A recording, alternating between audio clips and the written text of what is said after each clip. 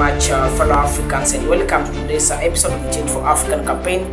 And so, fellow Africans, being on Friday, it's all about matters to do with climate change, and more specifically on pillar number 5 of the Change for African campaign.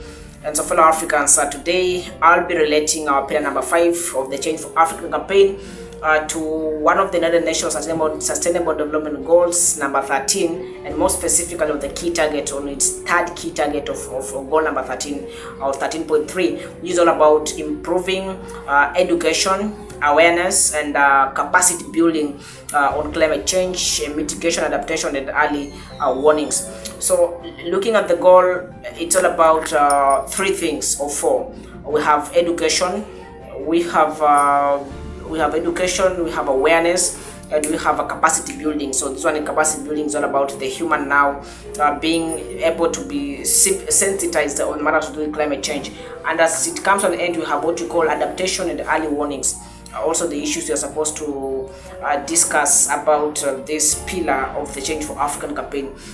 So looking at this, we realize that actually many of us know that one of the very best way to deal with that situation is through educating the people of the society, because education is the only thing that cannot be either dragged, that cannot be removed from one person. Let me say it that way, because once somebody has the education, now it is in their mind and they're able to use that to be able to solve particular problems in one way or the other.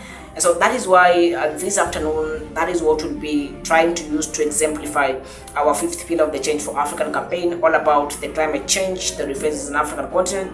Remember, it's in the African context now, but this one is a United Nations sustainable thing, meaning it's a global thing. But now we discuss this in the African context because we are Africans and Africa is our business, so we discuss Africa. And so, fellow Africans, I've now tried to touch on things to do with education, that one of the very best ways to solve a problem is through doing what you call the education part of it first.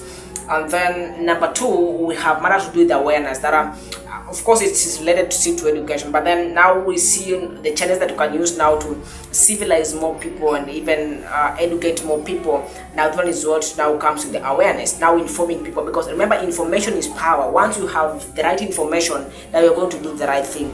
And then we have matters with the capacity building. So speaking about capacity building, now we're speaking about now the human beings. Now let me say the African youth themselves, because these are the people we believe in so much. These are the people who have the energy to do a lot of things. So now we speak about African youth. Now that is the capacity.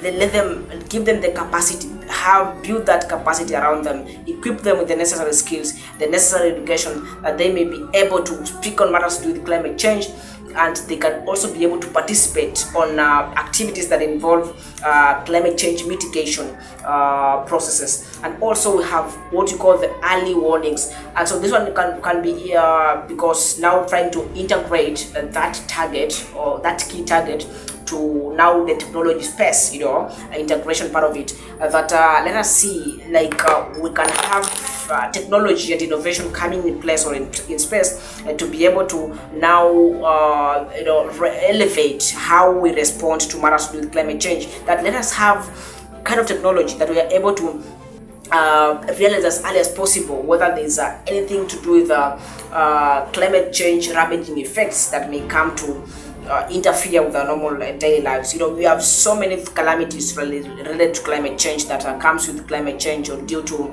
climate change. So let us see on how we can work on that. That is through technology now, because now many people now being able to access technological devices. This one now can be see, it's actually at the palm of their hand. They can see and realize that we need to look at ways in which we can actually get away from this. And all that, prevention is better than cure. So before we even come to that, now apart from now discussing, we know the effects of climate change. Now what you can do also as early as possible is to see the mitigation part of it.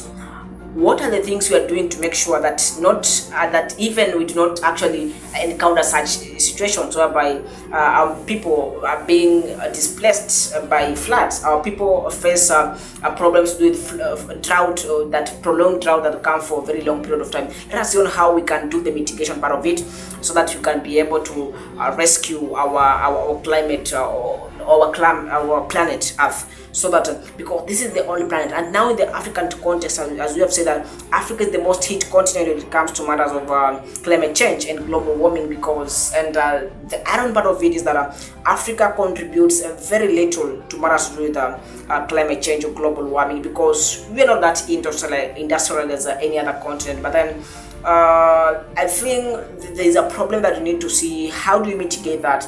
Now it's all about now thinking of now mostly the energy, type of energy we are using. Let us now also go into the green energy space, or the renewable energy spaces that do not interfere with the atmosphere and lead to matter of global warming. But more specifically today was about target number 13.3, all about education, awareness and capacity building of the African people. So fellow Africans, allow me to end it at that point.